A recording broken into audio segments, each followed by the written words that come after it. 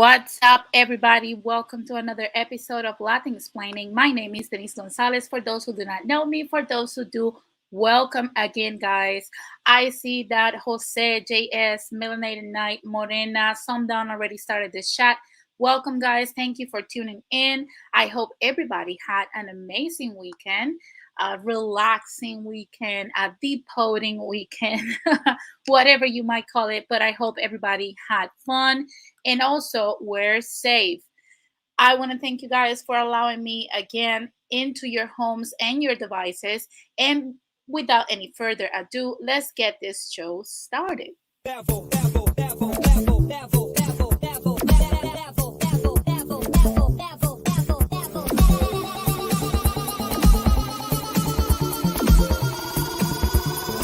Take it to the next level.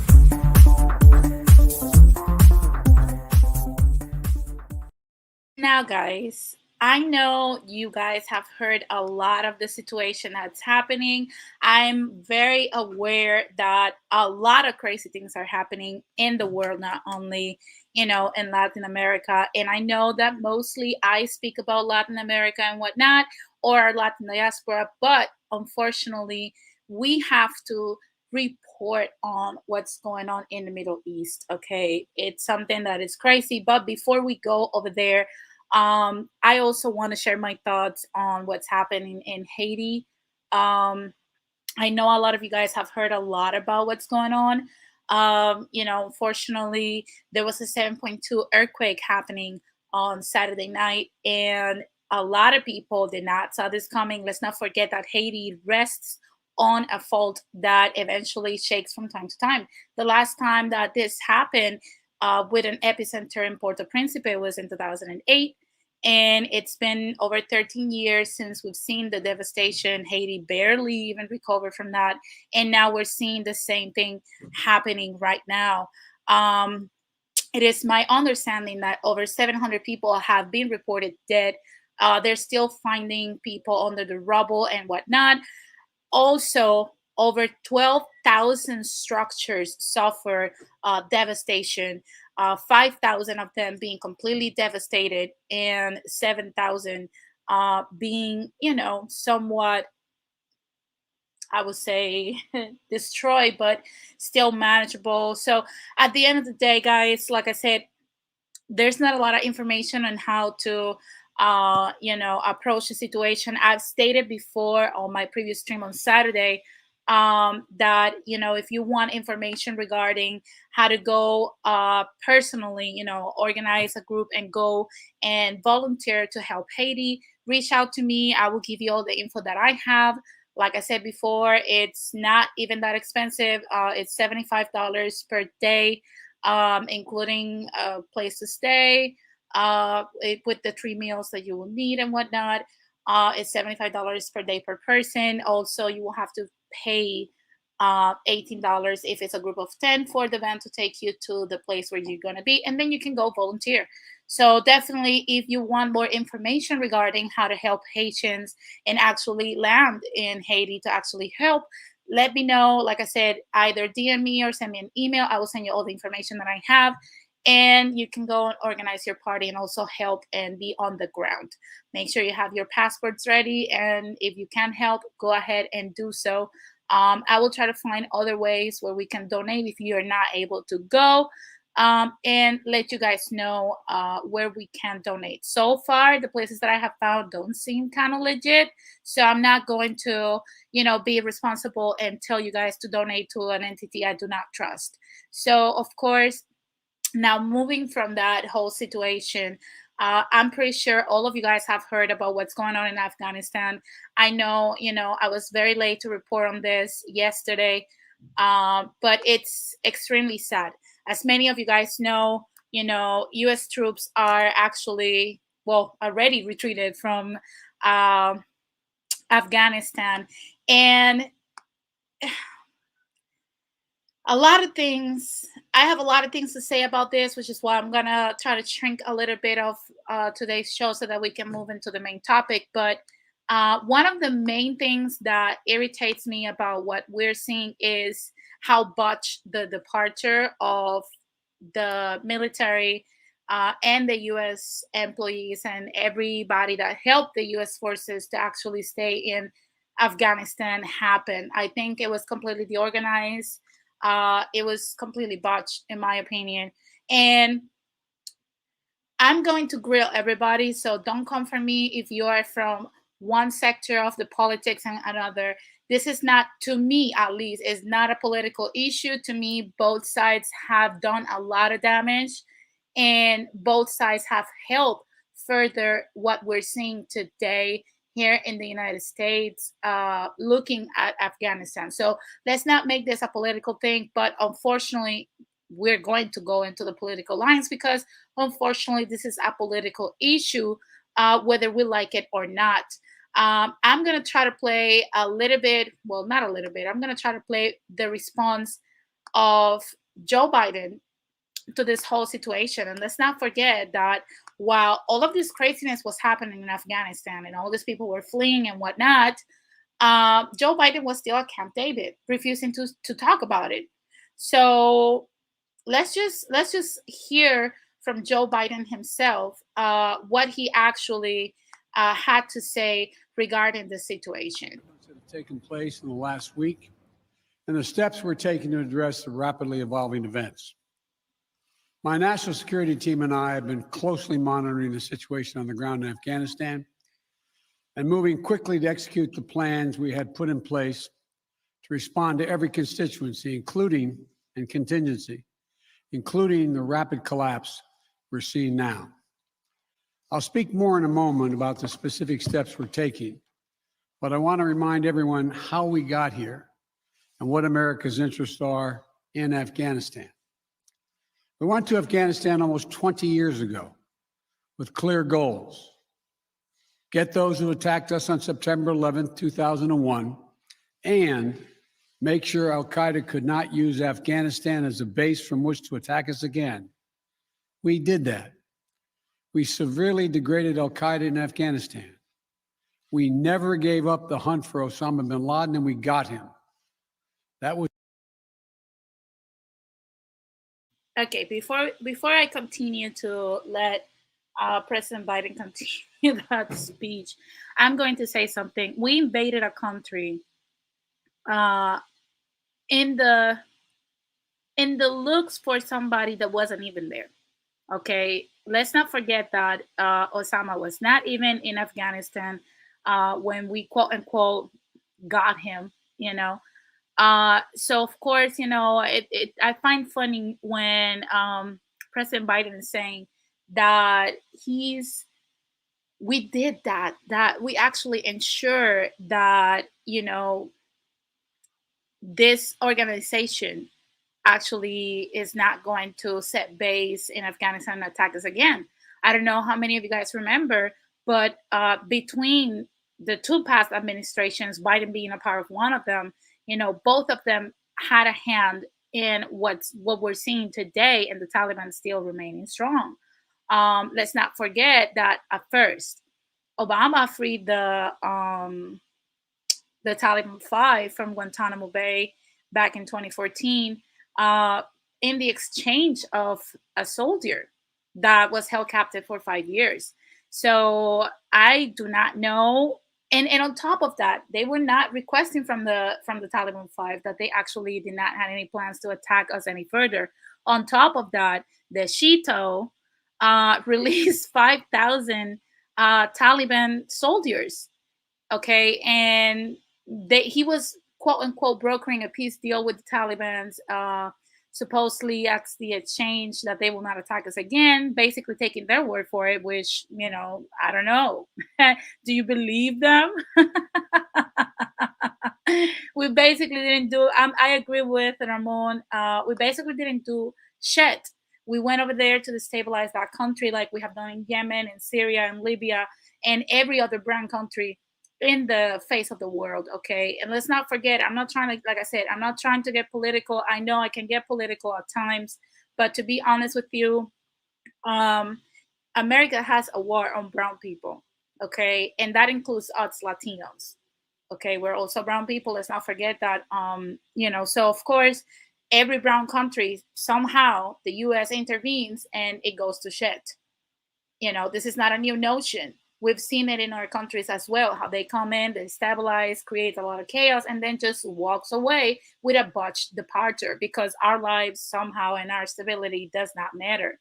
Now, one thing I would say that before I let the whole speech continue is that it irritates me a lot to see that there's a lot of people now making this extremely political and blaming it on one side or the other.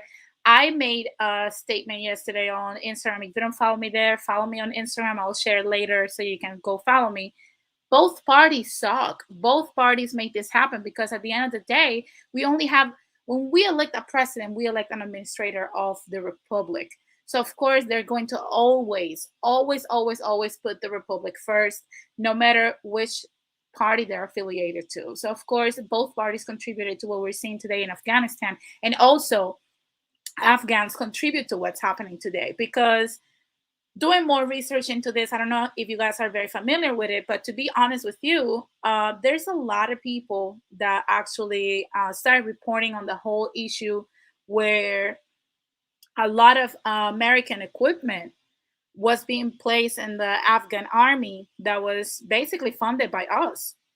Every $1 billion that was spent on equipment or training and whatnot to train the Afghan forces against the Taliban eventually did not even fought. There was a lot of troops that eventually were intercepted, and we're talking about 750K soldiers were what basically made for the Afghan army, as opposed to 75,000 Talibans. So per one Taliban, there was 10 Afghan soldiers that could actually fight against them. And instead of them doing that, what they decided to do is, like, whenever they were intercepted by the Talibans, they will surrender their weapons as an exchange for them not killing them. So we're basically talking about people that are not, and in that aspect, I'm going to agree with President Biden. Afghans are not trying to fight for their country. They're not trying to get their country back. They rely solely on the Germans and the Americans and other groups of people coming in and fighting the war for them, and that's not something that it should have happened. Now, when the Afghans and the president actually decided to flee with American help, everybody started panicking. A lot of people started leaving. A lot of people started quitting, and some people waited till the last minute to leave. According to President Biden, it was because of their own choice. But I will continue with the rest of my commentary after he finishes. Let's just, like I said, this is a lengthy video. So if you don't like to rewatch it and whatnot, you can come back in like 10 minutes or so. He'll be done by then. It was a decade ago. Our mission in Afghanistan was never supposed to have been nation building. It was never supposed to be creating a unified, centralized democracy. Our only vital national interest in Afghanistan remains today what it has always been: preventing a terrorist attack on America's homeland. I've argued for many years that our mission should be narrowly focused on counterterrorism, not counterinsurgency or nation building. That's why I opposed the surge when it was proposed in 2009 when I was vice president. And that's why, as president, I'm adamant we focus on the threats we face today in 2021, not yesterday's threats. Today, the terrorist threat has metastasized well beyond Afghanistan. Al-Shabaab in Somalia, Al-Qaeda in the Arabian Peninsula, al-Nusra in Syria, ISIS attempting to create a caliphate in Syria and Iraq, and establishing affiliates in multiple countries in Africa and Asia. These threats warrant our attention and our resources. We conduct effective counterterrorism missions against terrorist groups in multiple countries where we don't have permanent military presence. If necessary, we'll do the same in Afghanistan. We've developed counterterrorism over-the-horizon capability that will allow us to keep our eyes firmly fixed on the direct threats to the United States and the region, and act quickly and decisively if needed. When I came into office, I inherited a deal that President Trump negotiated with the Taliban. Under his agreement, U.S. forces would be out of Afghanistan by May 1, 2021, just a little over 3 months after I took office. U.S. forces had already drawn down during the Trump administration from roughly 15,500 American forces to 2,500 troops in country. And the Taliban was at its strongest militarily since 2001. The choice I had to make as your president was either to follow through on that agreement or be prepared to go back to fighting the Taliban in the middle of the spring fighting season. There would have been no ceasefire after May 1. There was no agreement protecting our forces after May 1. There was no status quo of stability without American casualties after May 1. There was only the cold reality of either following through on the agreement to withdraw our forces or escalating the conflict and sending thousands more American troops back into combat in Afghanistan, lurching into the third decade of conflict. I stand squarely behind my decision. After 20 years, I've learned the hard way that there was never a good time to withdraw U.S. forces. That's why we're still there. We were clear-eyed about the risks. We planned for every contingency, but I always promised the American people that I would be straight with you. The truth is, this did unfold more quickly than we had anticipated. So what's happened? Afghanistan political leaders gave up and fled the country. The Afghan military collapsed, sometime without trying to fight. If anything, the developments of the past week reinforced that ending U.S. military involvement in Afghanistan now was the right decision. American troops cannot and should not be fighting in a war and dying in a war that Afghan forces are not willing to fight for themselves. We spent over $1 trillion. Now, you guys see basically what I was talking about when he expresses that Afghans are not ready to actually fight their own fight. I agree with him on that part specifically because, like I said, there's 750K soldiers that the U.S. equipped. We pour money into this war. And like he said, we spent over $1 trillion. Actually, we spent almost $2 trillion fighting a war and policing the world. So at the end of the day, our country still looks like shit. There's a lot of people here that don't have necessarily the capacity to, overcome this financially because of all the money we have poured into this. And according to him, We basically spend $2 trillion or almost $2 trillion into nothing. That's what they're doing with our taxes. Let's not forget that, like I said, every year we put 154 billion into the Pentagon and Defense Department simply to equip other people to fight their own wars because we're quote unquote intervening. But at the end of the day, I don't know if you guys, like I said, if you follow me on Instagram, there's something that spokesman for the Pentagon, John F. Kirby, was saying the other day that they're always afraid of U.S. Intelligence or U.S. equipment landing in the adversary's hands. Guess what? It just happened. They're just not telling you, but it just happened.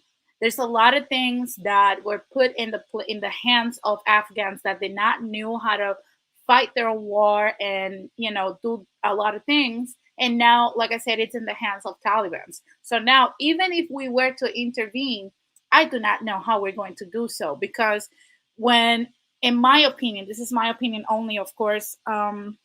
I'm not by any means. I'm merely an amateur connoisseur of military forces and whatnot. But to be honest with you, when you hand over equipment, top notch equipment, because we're number one in the world simply because of our military complex, uh, that can be replicated by other people that did not have the engineering or the technologies to actually do that because now they have a prototype that they can replicate. So now who's going to intervene in Afghanistan? Who's going to do these things? Well, let's keep hearing it from President Biden. We trained and equipped an Afghan military force with some 300,000 strong, incredibly well equipped, a force larger in size than the militaries of many of our NATO allies. We gave them every tool they could need. We paid their salaries, provided for the maintenance of their Air Force, something that Taliban doesn't have. Taliban does not have an Air Force. We provided close air support. We gave them every chance to determine their own future. We could not provide them was the will to fight for that future. There's some very brave and capable Afghan special forces units and soldiers. But if Afghanistan is unable to mount any real resistance to the Taliban now, there is no chance that 1 year, 1 more year, 5 more years, or 20 more years, the U.S. military boots on the ground would have made any difference. So basically, after this, I'm sorry, he goes on saying, hi, Smoothie. He goes on saying basically, that unfortunately, they had to leave and whatnot, that a lot of people that were seeking the visa to be relocated and whatnot did not wanted to do so 3 months ago. So he's basically just justifying why he had a botched departure from Afghanistan. And by no means I'm criticizing here just President Biden. Like I said, if you're a bootlicker, a trumper, a trumpets, whatnot, it also goes to his side as well. Many of you guys know I did support President Trump on both of the times that he ran for office. Now, in this aspect specifically, I agree 100% that both parties are in bed with each other. I agree with what Melanated Knight said when he says, this is why I don't subscribe to either party, because it turns into finger pointing, and not to mention they're in bed with each other. So this is us against them thing is a cheap parlor trick. Yes, it's just lip service. At the end of the day, one party just facilitates the other party's agenda because there's only one agenda. They're not against each other. That's something that they just sell us so that we can start fighting each other instead of fighting the real problem. So, of course, going back to what I was saying with the whole Afghanistan situation, I want to point out something that it's super sad. Like I said, I shared it yesterday on my Instagram, but definitely I will share it here.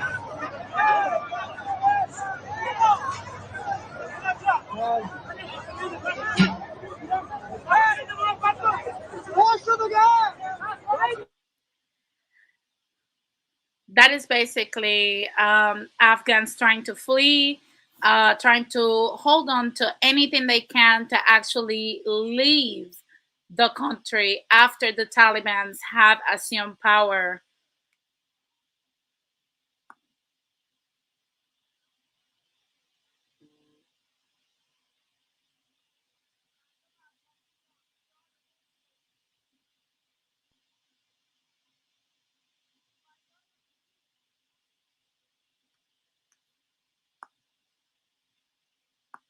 Basically, there's over 88,000 people that they had to make sure they were put into a safe position, and merely they have prepared for 30,000 to departure safely, and only 2,000 have been placed under refugee status through their visa. And to be honest with you, the rest have been left there to die. Okay, the I believe the senator of Kabul, which is a woman, also is awaiting her death at the hands of the Taliban, because Taliban do not believe in women's rights. There's a lot of rights that they don't abide by, and to be honest with you, there's a lot of people that are blaming, a lot of things and blah blah blah blah, and saying all kinds of stuff, and now are trying to hate on Muslims. Let me tell you something before you start hating on every Muslim you see. Muslims and Taliban are not the same thing. If nobody told you that, I'm telling you now, okay? Muslims are people that are against violence, that have their own religion, and they believe by it. They're mostly very pacifists, And obviously, like in any other religion, you have extremist fanatics, people that are lunatics inside of the religion making it look bad. So basically, the Taliban have their own interpretation of the Muslim religion. So, of course, they're going to implement the rules that they believe are sent by God. And those include also, oppressing women, marrying them to Taliban soldiers as early as 12 years old. There's a lot of women actually in Afghanistan right now that their husbands have been killed. Also, many of them have been forced to quit their jobs and whatnot in order for them to allow a family member to occupy their position and other things. They're not supposed to leave the home without a male escort. They're supposed to wear a burqa, and the burqa is not the same as a hijab, is I believe is the name. You have to cover your whole face and whatnot. That's a burqa, all the way down to your toes. So of course, like I said, the situation it's crazy. However, in my opinion, to conclude this whole Taliban drama that we have been seeing in this past weekend, alongside many other sad things, my opinion is I don't agree with what's happening in Afghanistan. I think everybody's against the Taliban right now. My thing is, at the end of the day, that is their country. We should have never set foot in their country, especially since we know that Osama bin Laden was not even there. So we should let them to their own devices and defend their own country. I believe they can. It's up to them to organize and actually do something instead of just staying there and being victimized by 75,000 stupid people. Okay. So that's my opinion. If you have a different opinion, you can put it in the chat, you can put it in the comment section.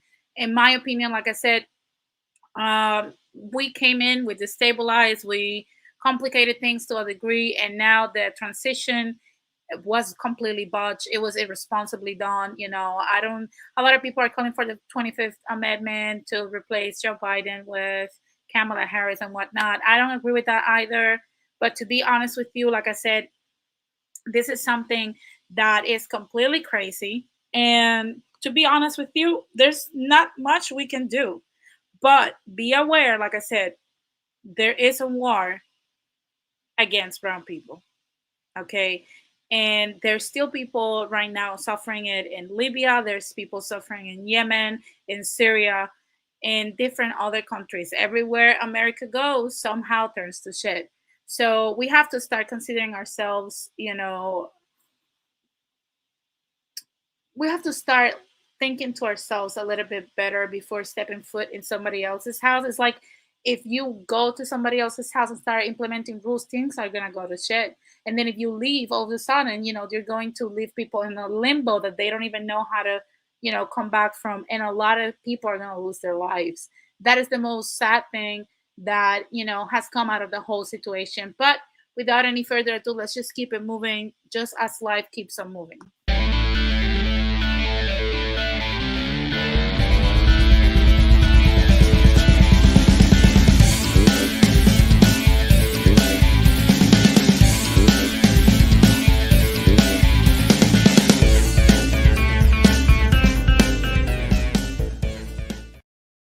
Well, what's in store for us regarding to sports? Many of you guys know that this Saturday, as opposed as it was supposed to be Errol Spence Jr. against Manny Pacquiao, we're not going to see that. I reported that earlier.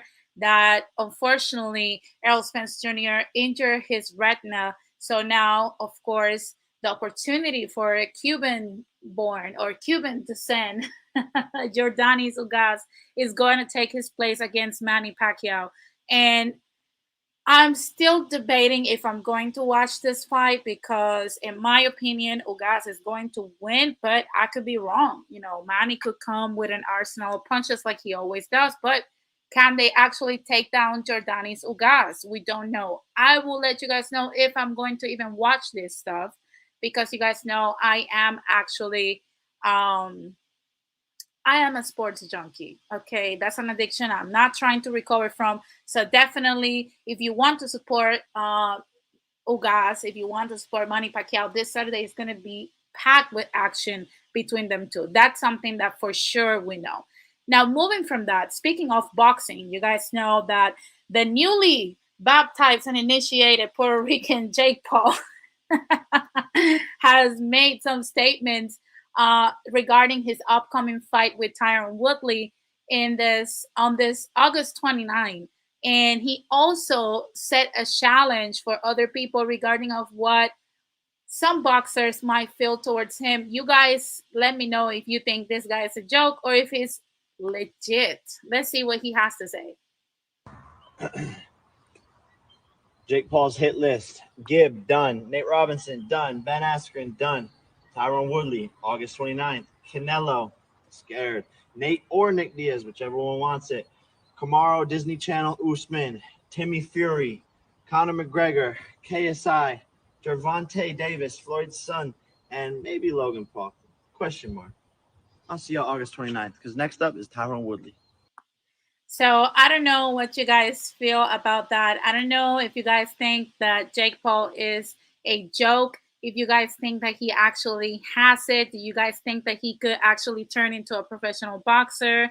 And I do not know how to feel about this, to be honest with you. Um, I'm gonna say this. I want to believe that I don't like Logan in the sports. To me, he should stick to TikTok and YouTube and his pranks and whatnot. But to be honest with you, I see more potential in Jake Paul. I just believe he has to be more disciplined. But something that actually irritates me a little bit is that he thinks he can actually fight Canelo. I don't know if you guys feel the same way. That's a joke, okay? Canelo will smoke his ass in less than 2 rounds. Okay, so if you guys think that Jake Paul has a chance against Canelo Alvarez or even Gervonta Davis, do you really think that he has a chance against Gervonta Davis? I don't think so. If you guys think that probably, I'm just talking shit, you can put it in the chat or the comment section. But in my opinion, he doesn't have a stance, and that's why he has stick to fight with beat down fighters that are already too injured to actually have their prime time, and their prime time has passed. One of the examples is his upcoming fight with Tyron Woodley. And let me stop right there before you come for me. Tyron Woodley was part of the elite, the royalty of UFC for so long. He was such a great champion. Let's not forget, many people betted against him with Wonder Boy. And that was one of the best fights that I've watched Tyron Woodley fight, just because his prime passed and he's getting older and whatnot. And I believe he's severely injured. He's just not disclosing that with the public. But now that he's injured and all messed up and whatnot, he's going into boxing. I wish him the best. Hopefully he wins. Fingers crossed, because losing to Jake Paul is bad street cred. Okay, it's really, really bad. I see that Ramon says he is a joke. Real boxers should feel insulted. Yeah, for sure. Like I said, Javonta Davis already made a statement on Twitter regarding Jake Paul. He wants to be left alone. And I believe that, to be honest with you, Canelo is not even thinking about Jake Paul. Like, I think the last thing that he will think about is Jake Paul. I think he first thinks about, I don't know, anything but Jake Paul, to be honest with you.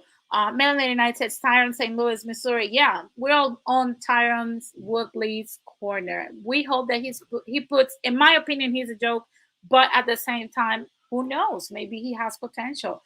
But if he wants to face all these people, he has to put in a lot of work, a lot of work, because Tyron Woodley can easily injure him massively. We'll see what happens after Tyron has, what, 15 consecutive rounds in the MMA octagon. So let's wish him some luck. Hopefully, he comes out of this. Hopefully, everything goes well and whatnot. But to be honest with you, we will see what's up. Let's keep it moving, people.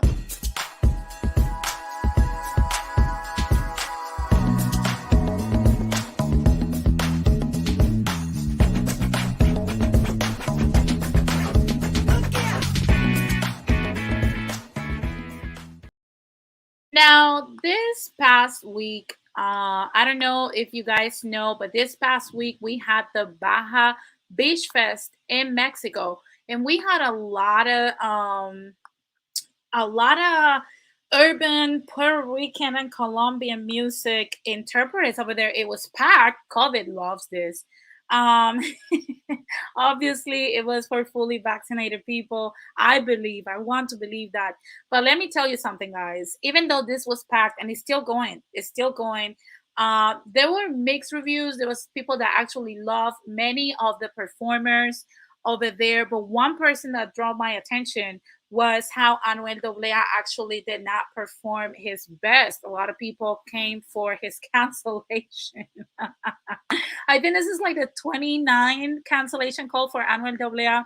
I'm an Anuel AA fan. I love his music and whatnot. But to be honest with you, if you're going to just sing two words and then let the public sing the majority of the songs for you, then you should not be performing. That's just my opinion. Aside from that, people like Farruko, Ozuna, Karol G, J Balvin, Jay Cortez have been there. They performed beautifully. People loved it. It's still going, like I said. But to be honest with you, it has been a clusterfuck for Anuel AA.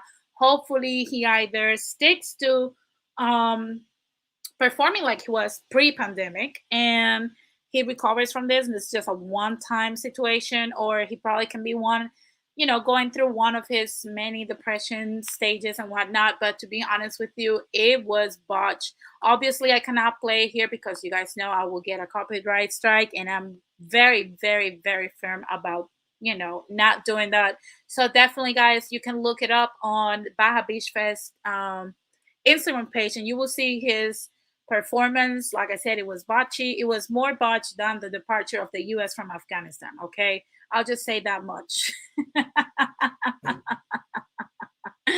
But aside from that, one thing that happened that people loved absolutely was the collaboration between Aventura and Bad Bunny. They actually, for the first time, interpret this song in the public, and people loved it and went crazy about it. So we're seeing an upcoming on urban music lately. And to be honest with you, how many of you guys hope that Aventura sticks together? Because I think it's time that Romeo moves back into his old ways instead of just sticking to himself by himself. So if you think that Aventura should get back together, put a number one in the chat. If you think Aventura should just completely continue disintegrated like they've been, then put a number two. But I believe that after watching them perform with Bad Bunny, that was something that we've been missing for way too long. It's been over 10 years since they have not come together to produce any new music. And to be honest with you, I miss them. I miss them a lot. So that has been all for music news today, guys. Let's just move into the main topic.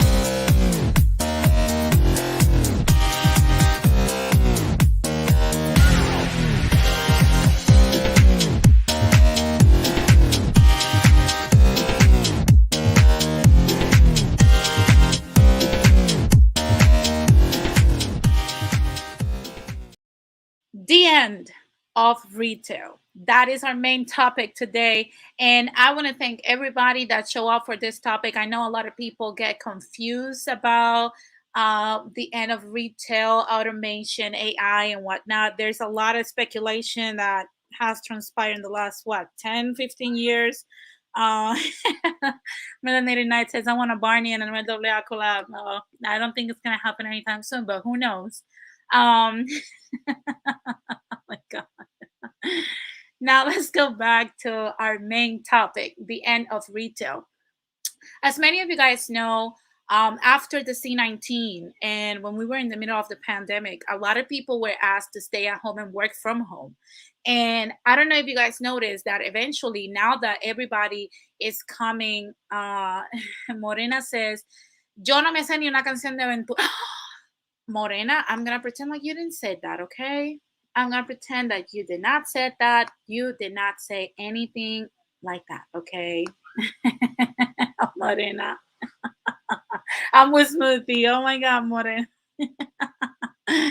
Oh my God. Melanated, I love you. And no, but seriously, Morena, never repeat that again in public, okay? But anyway, going back to the end of retail. Now, when people are going back to the retail jobs, which is, I would say, 60% of the jobs that we do today are either manufacture or retail.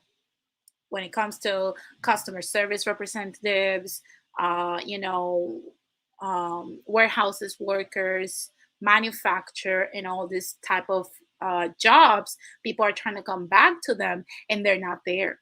There's a lot of jobs that have been lost, and eventually we like to see, like, we saw how this shrink in 2015.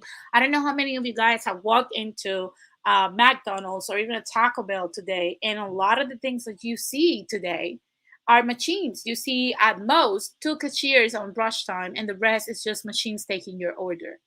So of course, you know, retail and CSR jobs and warehouses and manufacturing is being taken over by a competitor we can't fight. And that competitor is AI. It's automation. It's here.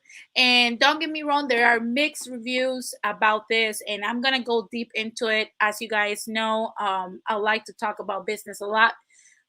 When you guys know, I'm a sound engineer, just as Melanated Night. And to be honest with you, in the early 2000s, there was a lot of turmoil in our field because many of the people that were teaching us how to do and create music and manipulate waves, which is what we basically do, manipulate frequencies and whatnot, they came from an era of analog recording, analog mixing, analog everything. When you had this massive music studios and you had over 100 musicians touching and playing on an orchestra and whatnot, so that you could record them, and you have to go through so many different things to actually make it happen. And in the early 2000s, stuff and software and interfaces were introduced to a lot of people. A lot of people that were old school started reading into it, learning how to replace certain things with shortcuts and whatnot. They didn't have to do so many things that we had to do in the analog era, and a lot of jobs were lost, specifically musicians' jobs. Right now, musicians are starving. And I'm not even making this up. Musicians are not even near how they were in the 90s. In the 90s, they had a good living. Nowadays, musicians are only needed live at the most because they have been replaced by automation or MIDI controllers. If you know about music, you know what a MIDI controller is. If you don't know, then look it up.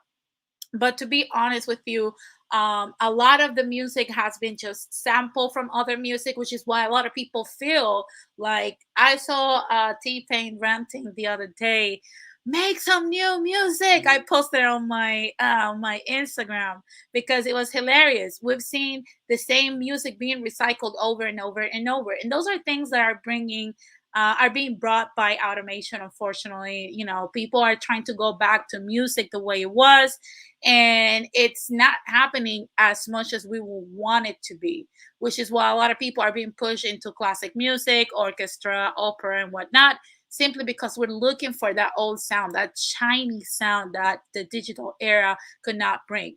Now, after all that stuff happened, the immediate introduction in music was so choppy and irresponsible, and we saw a lot of things being not done properly. The sound did not came through properly. It sounded very digitalized, very fake and whatnot. And it wasn't until, I believe it was 2011, correct me if I'm wrong, but there was, I don't know how many of you guys have heard the Pirates of the Caribbean theme song.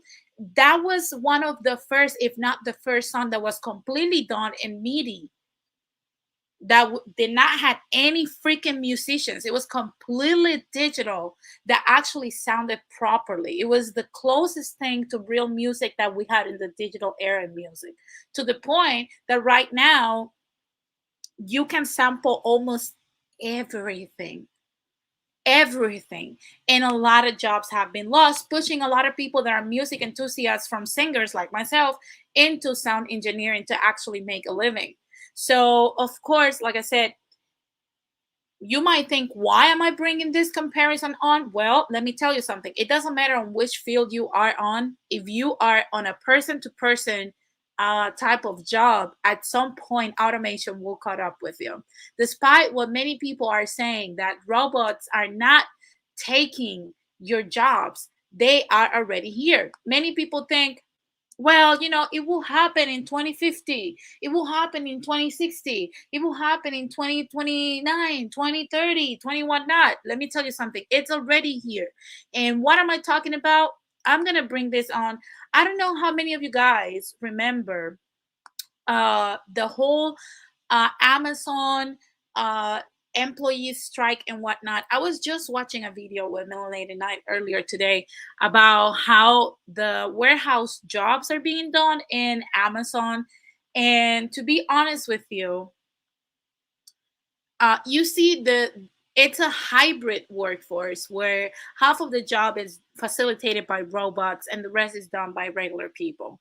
But for the main part, between apps, between automation and robots, the job is mostly done by robots. And the reason why, in my personal opinion, a lot of people are complaining now about productivity is because robots do not need breaks. Robots do not need to use the bathroom. Robots do not need to eat, nor they have rights, nor they need healthcare. They don't need anything, and they can take any job without having to just go over and over and over. Now, I found this article that The Verge published not too long ago. It was last year in February 2020. And they said, how hard will the robots make us work? It says, in warehouses, call centers, and other sectors, intelligent machines are managing humans, and they're making work more stressful, grueling, and dangerous. It says, in conference stages and at campaign rallies, tech executives and politicians warn of a looming automation crisis, one where workers are gradually, then all at once, replaced by intelligent machines. But their warnings mask the fact that an automation crisis has already arrived. The robots are here, they're working in management, and they're grinding workers into the ground. The robots are watching over hotel housekeepers, telling them which room to clean and tracking how quickly they do it. They're managing software developers, monitoring their clicks and scrolls, and docking their pay if they work too slowly. They're listening to call center workers, telling them what to say, how to say it, and keeping them constantly, maximally busy. While we've been watching the horizon for the self driving trucks perpetually 5 years away, the robots arrive in the form of the supervisor, the foreman, the middle manager. These automated systems can detect inefficiencies that a human manager never would.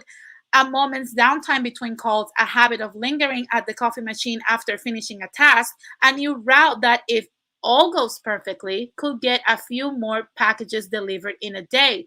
But for workers, what look like inefficiencies to an algorithm where their last reserves are respite and autonomy, And as these little breaks and minor freedoms get optimized out, their jobs are becoming more intense, stressful, and dangerous.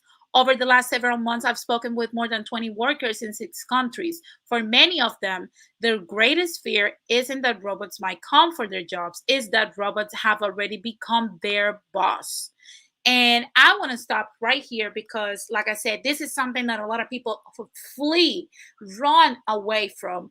And like I said, it's something that people are not taking into consideration, that many of the reasons why people are complaining that jobs have become more stressful, that, you're not delivering, you're not performing as you should, is because I don't know if you guys, and I'm going to step a little bit out of the subject and come back at a later time, but I don't know if you guys are familiar with Sully, the pilot that actually crashed effectively in a river, saving everybody with him. But they wanted to ban him. The airline wanted to ban him and blame it on him, when in reality it was birds that actually got into one of the turbines and actually had only one engine working, and he had to do that emergency landing. And they were asking him if he could go to LaGuardia's airport, or Newark's airport, and they could prove in an automation service in his trial that actually he could land safely at LaGuardia, preserving the vessel. He could land in Newark, preserving the vessel. And I love his argument because he said something that relates completely to what's happening right now. And it says that, to be honest with you, that is true, but the machines are not taking and factoring in one thing that is essential to why he had to land in the river, and that is human error. Machines are not able to interpret that because they don't suffer from that. And unfortunately, because we're at the beginning of this era, human error is not being considered.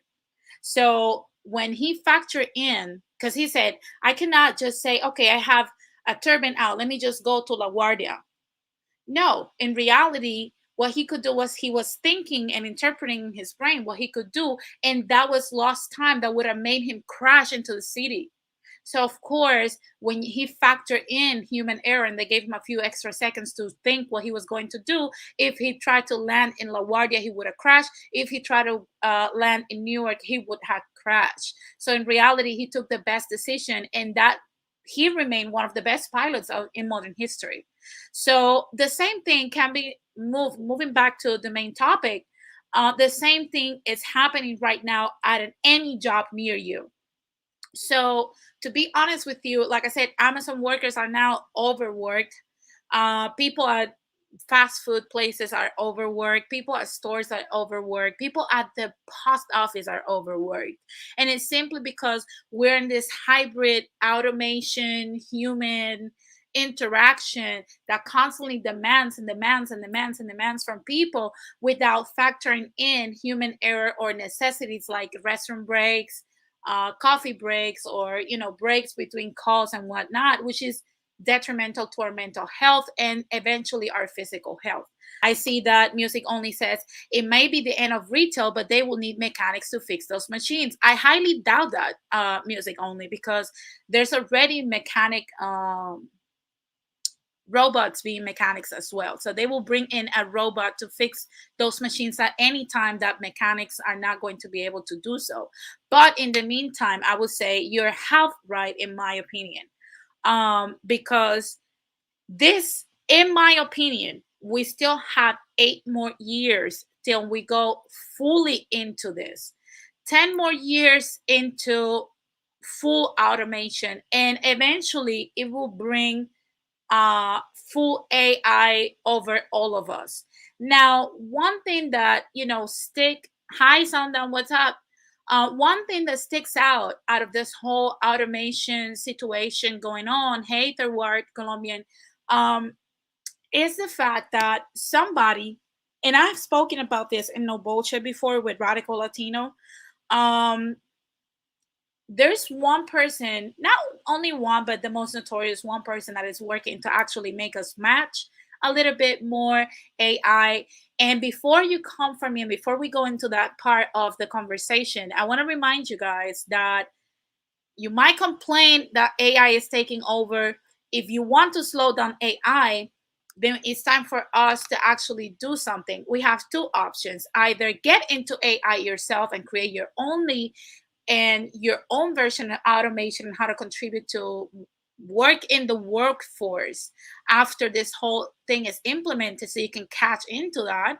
Or second of all, stop investing into AI. But I believe that second option, we're too late for it. Like I've said many times before, many people, many of my detractors that don't know shit about what they're talking about always comfort me for saying this stuff. We're already into AI. We already have an extension that is hybrid with us. We're cyborgs walking down the street. If you don't believe me, like I've said many times before, grab your cell phone and look for another cell phone that looks exactly like yours. Your cell phone is an interpretation and an extension to yourself at the reach of your hand. So, of course, you are a cyborg already. And that is our new reality. And trust me, the same way people that before used to punch in different lines and were replaced by what we have now in the cell phone and the internet, the same thing will happen to you. Why? Because AI is coming to do many other jobs that mostly Latinos and Americans do. And I'm going to explain why. I found one of the things that was very interesting, that I had one of my family members talk about that like a while ago. My sister told me, I think 2 years ago, that this was happening. I didn't listen to her. I said, you know what? This is far away. This is, you're reaching and whatnot. But actually, it happened. There is a community, a whole neighborhood being built in Mexico. And I'm going to explain you guys how it's being built. Neighborhood in Mexico is built in a 3D printed type of building. If you guys don't believe me, look it up. There is a place in Mexico City that is being built, well, is already built. It's a neighborhood built by this house printer that basically you insert um, the the actual blueprint of what you want to print, and it will print you a house. And it says, in rural Tabasco, Mexico, a community of 50 3D printed homes is under construction. The US-based nonprofit news story has teamed up with the tech company Icon to build the world's first 3D printed neighborhood. It's part of their project working to combat global homelessness. Brett Hagler, the company's CEO and co-founder, says a machine that's on an XYX axis will ooze proprietary cement mix out of a nozzle. It looks almost like a soft serve ice cream, he says. And it does. I watch it happen, and I'm going to try to play it. I'm not going to try to play it with the audio, but I want you guys to see how it prints.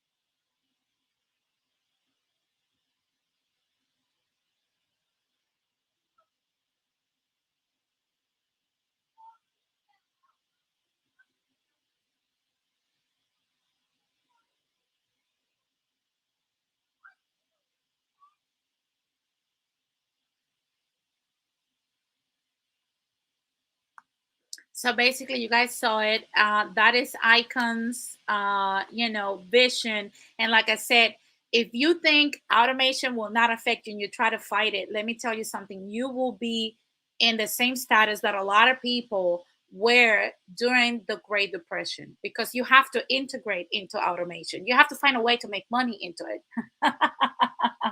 it. So, like I said, and like Melanated Knight said, winter is coming. It is coming, people. Make no mistake, it is coming. You're going to be pushed out of your job one way or the other.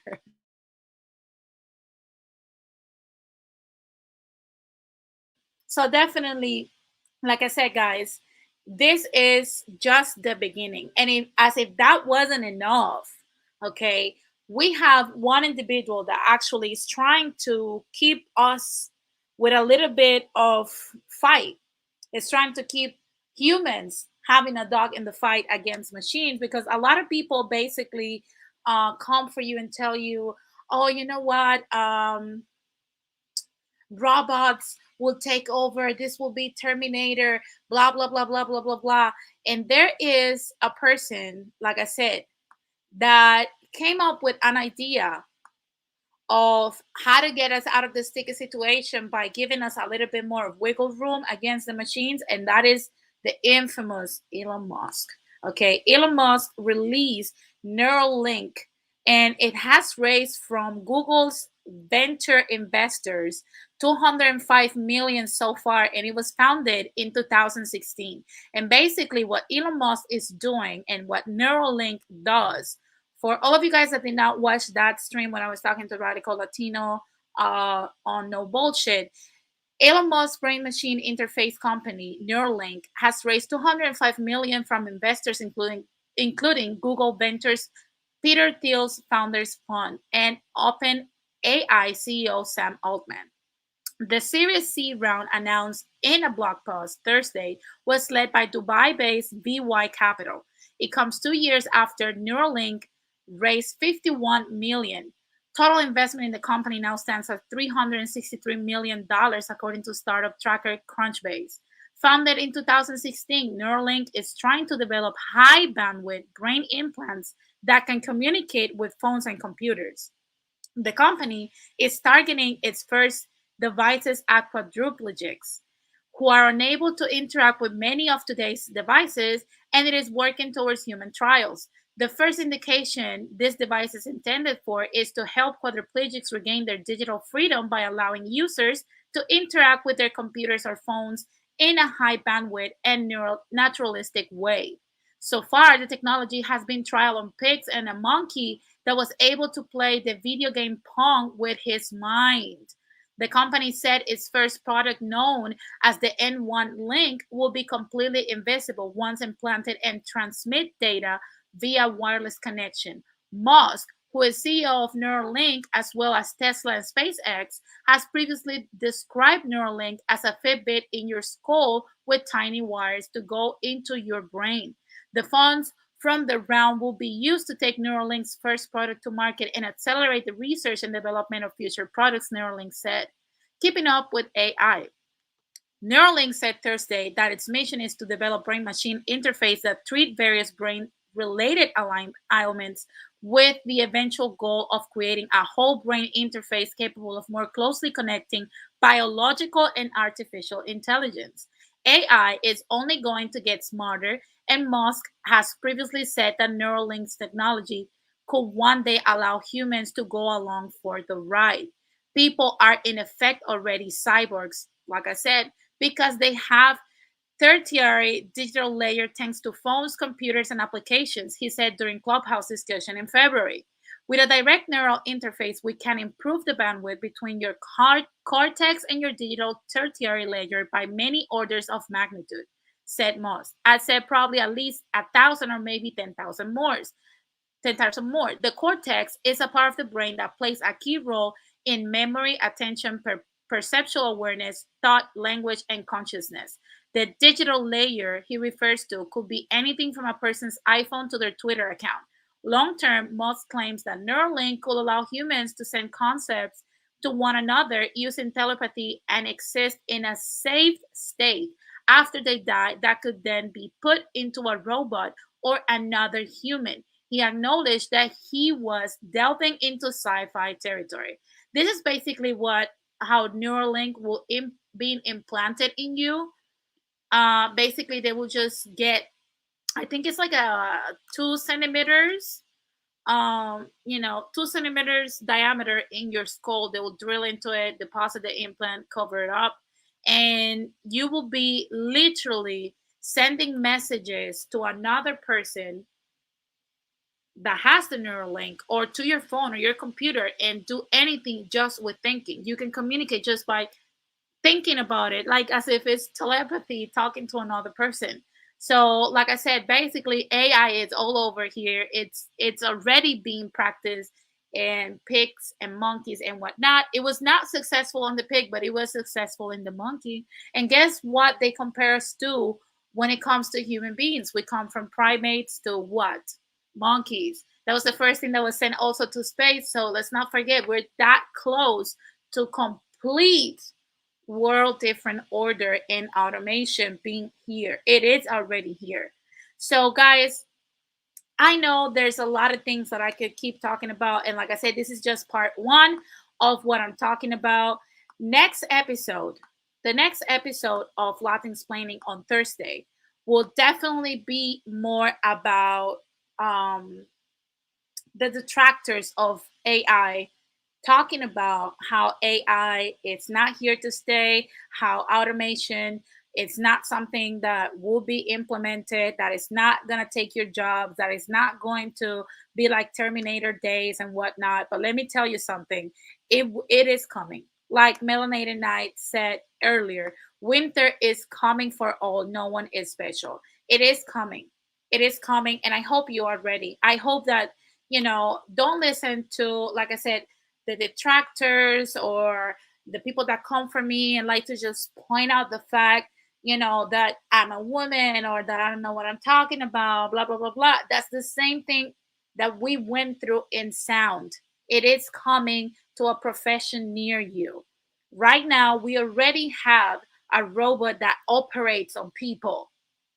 So even doctors are at risk. And before I leave today, I want to point out something that a lot of people are not going to be happy with. But to be honest with you, this is something that it's even scary. Okay.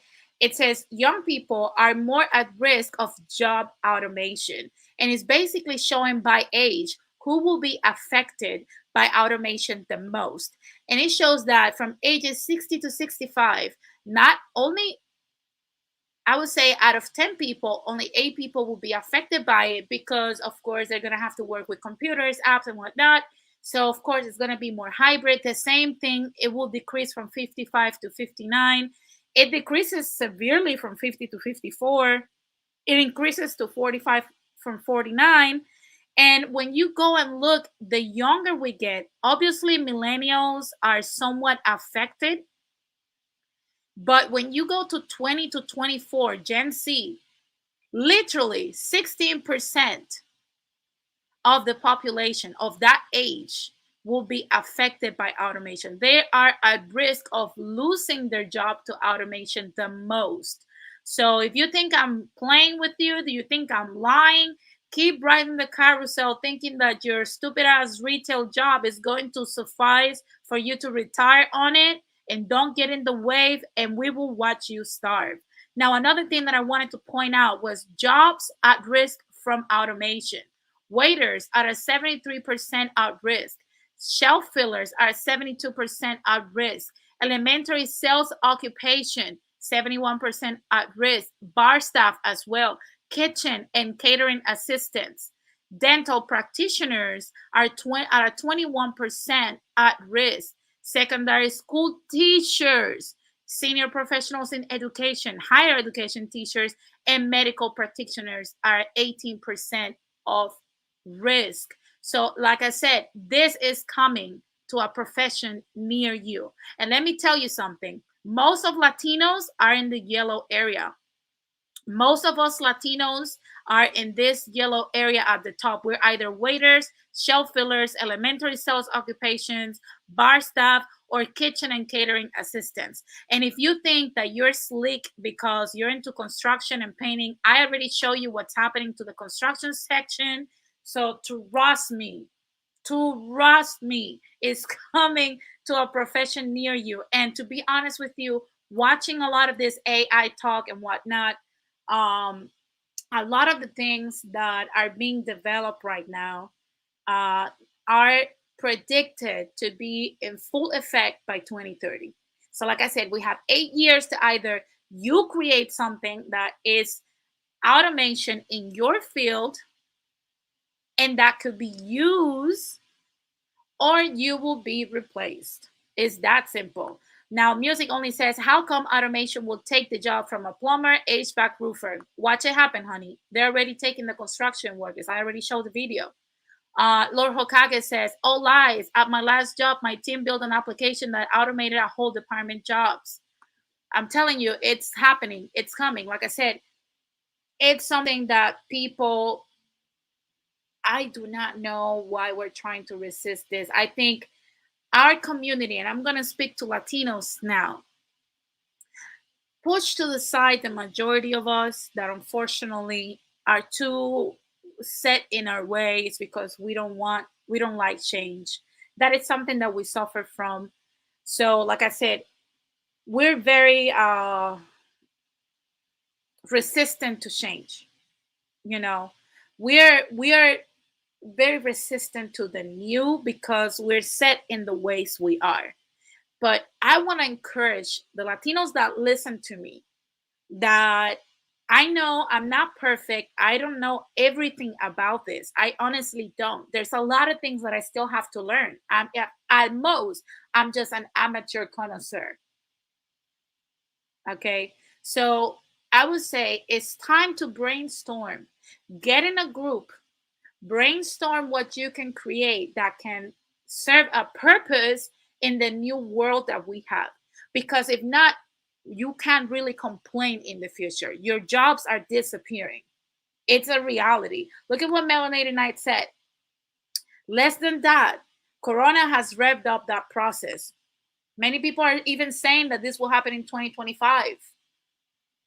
And a lot of people are showing, oh, robots are failing. Robots are failing, just like I show you guys at the beginning of the topic discussion, that when sound, my field, transition into the digital automation area with interfaces and freaking shortcuts and whatnot, there was a lot of music being made that was crappy as hell because we could not replace a natural flute or a guitar with the real sound in a digital way. But guess what? It didn't took them a decade to figure that out. And today, most of the music you and me consume, most of the sounds you and me consume are digital. So trust me, it's coming. It's time to brainstorm an idea that you can actually implement into this whole automation era and make money out of it. The ways that you make money today are not going to serve you until retirement. If you are from ages 18 to 44, 44, 45, even 49, come up with something because it's not going to serve you. I don't care what you think. It might look impossible to you, but right now, most of the things that are happening today are coming in different ways, are coming from machines. We just saw machines at White Castle flipping burgers. So it's like I said, it's something, like I said, that people have to realize that it's already here. And instead of getting scared or trying to come at me and just tell me, oh, shut up, you're fat, come at me with a plan. Me being fat or skinny is not going to change automation from happening. So at the end of the day, I want to encourage everybody that's listening to me, whether you're Latino or not, mostly to my fellow Latinos.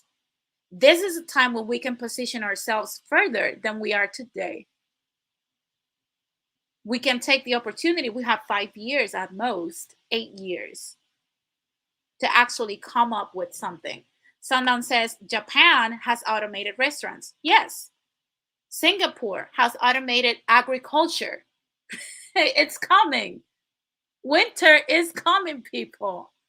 I'm not making this up. And if you're solely depending on the creation of UBI, you will be poor. You will be poor. But I will discuss that on Thursday. But like I said, sit down with your fellow co-workers, come up with something that you can contribute to the economy and the new type of business that's coming our way. Create something. Try to fix a problem in society today through automation instead of just complaining that automation is stealing your job. It's that simple. identify a problem in society, come up with an automated solution. That's the message I want to spread today. I know a lot of people come in the after show, because we do, um, some discussions and whatnot. I'm going to put the link in. But definitely, guys, like I said, it's time to come up with a solution to this type of situation. Let's not stay behind. We already saw this happening when we transitioned from industrial in the 1920s to retail at the end of the 1930s. So if, like I said, it has served its purpose, but it's been over 100 years of retail. And now it has to end. It has ended. And you are in it. What you're going to do. What are you going to do? Before I leave today, I want to remind everybody to like this video so that more people can watch it. It doesn't cost you anything, but it helps me grow my platform. So definitely, guys, before I leave today, I want to leave you guys with that message. Think of something, be creative, get inspired. Don't let nobody tell you anything. One thing I want to say before I leave is that the next week will be my last week here before fall. Next Monday, I'm going to have the last part of this series where I'm going to explain in detail the end of retail. That is going to be a live stream where people can join and say their opinions. Thursday, unfortunately, is not, because I have a lot to unpack. So definitely next Monday, we're going to discuss live what can be done. So if you have any ideas that you want to discuss, any ideas you want to present, people that you want to recruit to actually work with you, this is going to be the show to do so. And I'm giving you guys my platform so that you can come up here and discuss these ideas and start networking with each other, which is my goal. Eventually, after I come back from my vacation, I'm coming back in October. I'm going to have an October birthday celebration. My birthday is in October, guys. So wish me luck. I'm going to have fun. But definitely, I will come back in October. After next Monday, that will be my last stream until October. And I'm going to start a Patreon to have more networking talks where we can start creating businesses. I, for one, like I said, want to start networking with people that actually want to do something, want to make a lot of money, and want to integrate into the new economy. Like I said, it's going to be, like I said, it's going to be cheap. I'm not going to make it, expensive or nothing, because I know, a lot of people are not going to be able to afford it. So it's going to be like, what, $5 or whatnot. So I'm going to, like I said, make a Patreon for people that want to network, that want to incorporate themselves into this new automation era. But this is something that I wanted to talk about. And like I said, guys, if you want to, be a part of it, I will announce it when I come back in October. Like I said, this next Thursday, I'm going to have part 2 of the end of retail. Next Monday, I'm going to have a live stream that's going to be the end of retail part 3 and the final part before I go on vacation. And after that, I will be back in the fall with a new season of Latin explaining. So before I leave, I want to remind you guys to follow me on Instagram, denise.gonzalez.villegas1, so that you can keep up with me and also interact with me at all times, because sometimes I don't have the time to make videos here about everything that happens in Latin America or Latin diaspora. So of course, I'm going to share it on my Instagram. And also, before I leave, I want to remind you guys that something is brewing in the background and you better be a part of it. I'm going to share the link in a second in the chat so you can go and subscribe. But let's see what I'm talking about.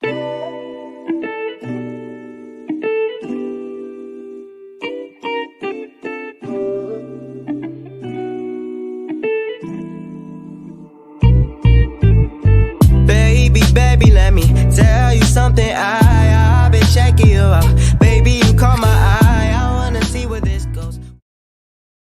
So definitely MK's Echo Chamber, a space designed and created for men, and also is for us women, but mostly for men that actually want to voice out their opinions, without having crazy people trying to shut them up and whatnot, and also other interesting things regarding men's struggles. So if you want to be a part of it, make sure that you join Melanated Nights Echo Chamber. Trust me, it's going to be sizzling. The next episode, I believe, is going to be August 27th. So you want to make sure that you are subscribed. Also, don't forget that when you subscribe, you press all so that when he goes live, you get the notification, because that's just the way the algorithm works. So definitely, guys, that has been all for today. I want to thank you guys very much for allowing me into your homes and your devices as usual, and for entrusting me to entertain you.